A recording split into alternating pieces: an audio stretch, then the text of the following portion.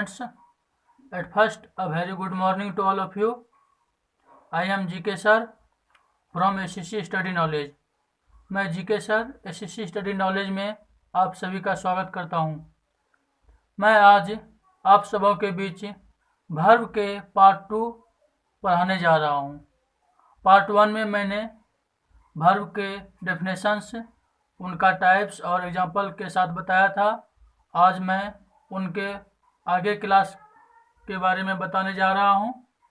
जो भी वर्ब के पार्ट 1 को नहीं देखे हैं वो कृपया करके इस वीडियो के डिस्क्रिप्शन में जाएं और वहां मैं लिंक दे दिया हूं। पार्ट 1 का वीडियो वहां से देख सकते हैं, समझ सकते हैं। और यदि किसी प्रकार का डाउट हो तो आप ज़रूर कमेंट करेंगे। अब मैं आज वर्ब के पार्ट 2 को स्टार्ट करने वाला हूं। Verb part 2। वर्ब के पार्ट 1 में मैंने रेगुलर और इरेगुलर वर्ब के बारे में बता दिया था। आज मैं ट्रांजिटिव और इनट्रांजिटिव वर्ब के बारे में बताएंगे और फिनाइट और नॉन फिनाइट वर्ब के बारे में बताएंगे विस्तार से। तो पहला क्या है? Transitive verb. Transitive verb. Transitive verb को हम लोग हिंदी में क्या कहते हैं? सकर्मक क्रिया। क्या कहते हैं? सकर्मक क्रिया।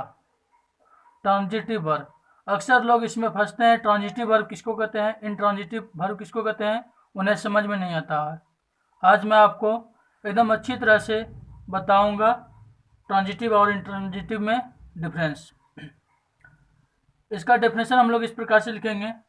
The verb which used with an object is called transitive verb. वह वर्ब जिसका प्रयोग ऑब्जेक्ट के साथ किया जाए उसे हम लोग क्या कहेंगे? ट्रांजिटिव वर्ब कहेंगे। ठीक है, इसका डेफिनेशन हम लोग इस प्रकार से लिखेंगे। The verb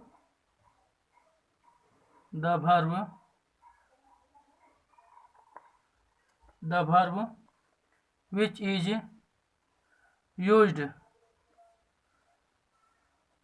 used with an object is called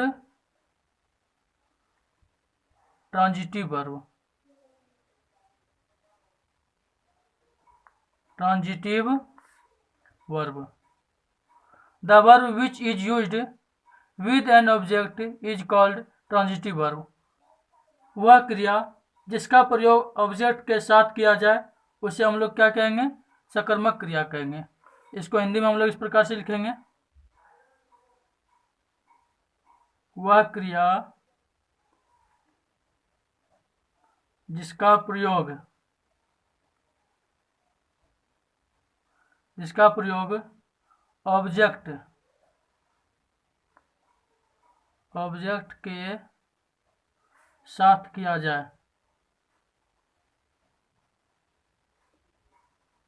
object के साथ किया जाए उसे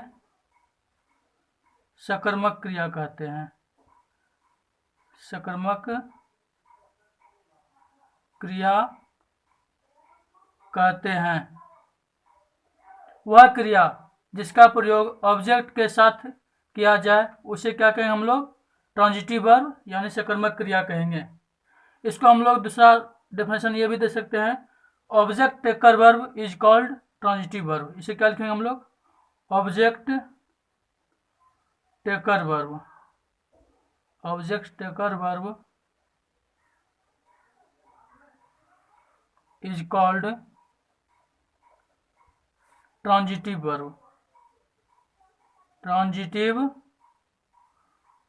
वर्ब। ऑब्जेक्ट टेकर यानी ऑब्जेक्ट लेने वाले वर्ब को ही क्या कहते हैं हम लोग? ट्रांजिटिव वर्ब कहते हैं। ठीक है, इसको हिंदी में हम लोग क्या लिखेंगे? ऑब्जेक्ट लेने वाले क्रिया को सकर्मक क्रिया कहते हैं। ऑब्जेक्ट लेने वाले क्रिया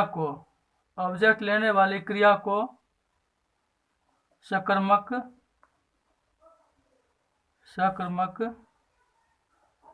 क्रिया कहते हैं। ऑब्जेक्ट लेने वाले क्रिया को सकर्मक क्रिया कहते हैं। और सकर्मक क्रिया का ही क्या होता है, पैसिव वॉइस बनाया जाता है। अकर्मक क्रिया का पैसिव वॉइस नहीं बनाया जाता है। ठीक है, ट्रांजिटिव वर्ब का ही क्या होता है, पैसिव वॉइस बनाया जाता है। इसको हम इस प्रकार से लिख सकते हैं, यदि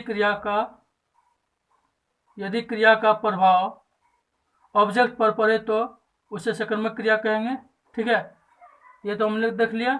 अब देखेंगे ट्रांजिटिव वर्ब का पैसिव वॉइस में कैसे यूज किया जाता है। ठीक है, ट्रांजिटिव वर्ब का पैसिव वॉइस बनाया जाता है। इसे हम ये लिखेंगे, ट्रांजिटिव वर्ब का पैसिव वॉइस बनाया जाता है।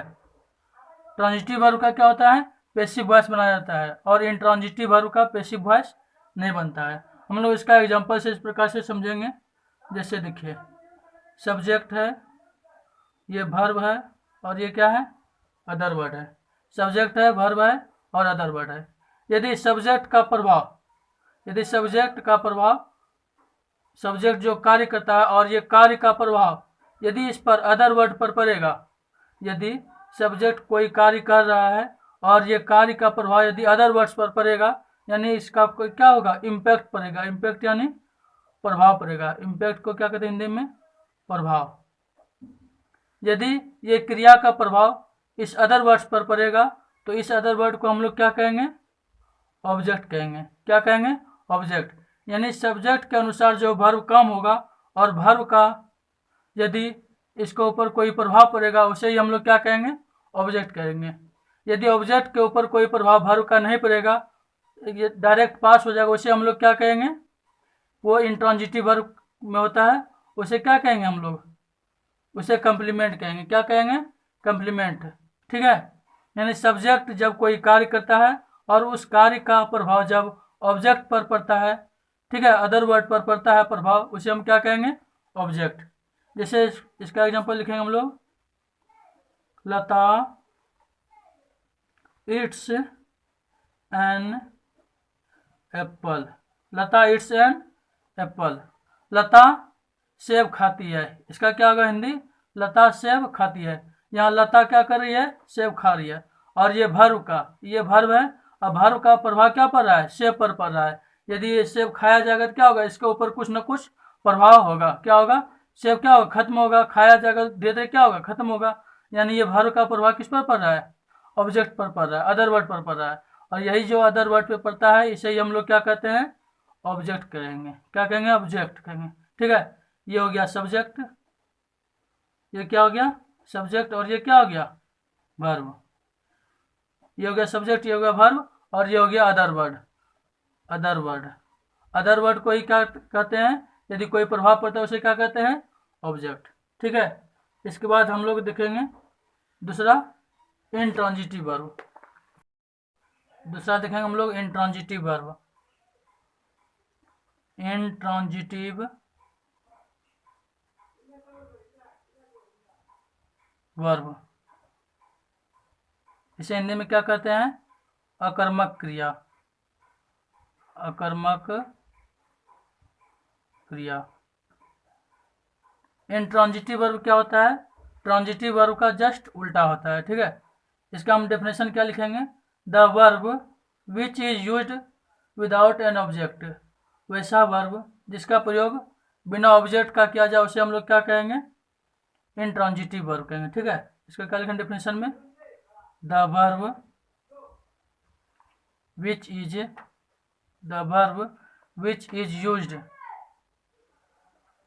यूज्ड without an object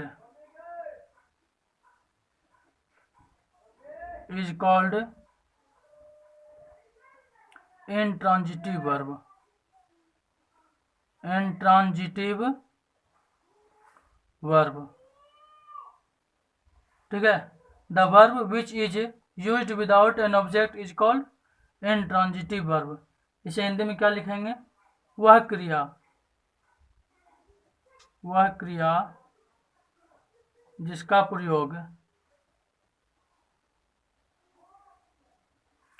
प्रयोग बिना ऑब्जेक्ट के साथ किया जाए, बिना ऑब्जेक्ट के साथ किया जाए, ठीक है, बिना ऑब्जेक्ट के साथ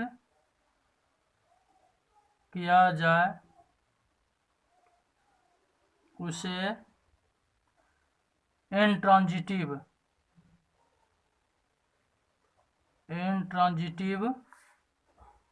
वर्ब या अकर्मक क्रिया कहते हैं। इसको आसान से याद करने के लिए हम लोग क्या सीखते हैं? Non object taker verb. क्या लिखेंगे? Non object taker verb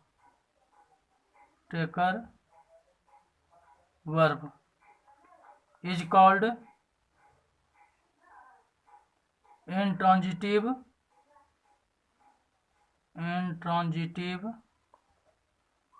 verb. यानी ऑब्जेक्ट नहीं लेने वाले को क्या कहेंगे हम लोग? इंट्रांजिटिव वर्ब कहेंगे। ऑब्जेक्ट नहीं लेने वाले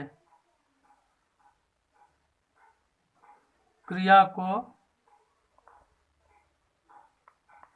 इंट्रांजिटिव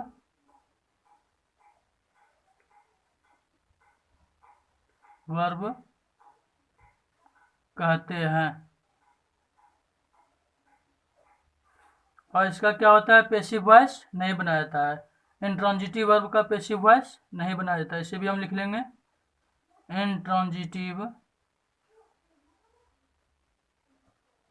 वर्ब का पैसिव वॉइस नहीं बनाया जाता है, ठीक है। इंट्रांजिटिव वर्ब का क्या होता है? पैसिव वॉइस नहीं बनाया जाता है। अब इसको हम लोग एग्जांपल से समझेंगे इंट्रांजिटिव वर्ब को। जैसे ये क्या है? सब्जेक्ट है, और ये क्या हो गया? वर्ब। सब्जेक्ट के बाद तुरंत क्या आता है? वर्ब आता है। उसके बाद क्या आता है? अदर वर्ड, ठीक है। यदि ये सब्जेक्ट क्या कर रहा है? कोई काम कर रहा है। क्या कर रहा है? सब्जेक्ट कोई काम कर रहा है, और इस काम का असर यदि अदर वर्ड पर नहीं पड़े, ठीक है, ये क्या हो जाए? सरपास हो जाए। सरपास हो जाए, इस वर्ब का जो है असर अदर वर्ड पर नहीं पड़े, तो इस अदर वर्ड को हम लोग क्या कहेंगे? कंप्लीमेंट कहेंगे। क्या कहेंगे? कंप्लीमेंट, यानी पूरक कहेंगे इसको, ठीक है। सब्जेक्ट जब कोई काम कर रहा हो और उस काम का प्रभाव अदर वर्ड पर नहीं पड़े, सरपास हो जाए, ठीक है, तो इस अदर वर्ड को हम लोग क्या कहेंगे? कंप्लीमेंट। इसको एग्जांपल से इस प्रकार से देखेंगे हम लोग। जैसे Ram goes to market. Ram goes to market, यहाँ पर राम क्या हो गया? मेरा सब्जेक्ट, और ये गोज क्या हो गया? वर्ब, और ये मार्केट क्या हो गया? अदर वर्ड, ठीक है। जैसे Ram goes to market, Ram बाजार जाता है।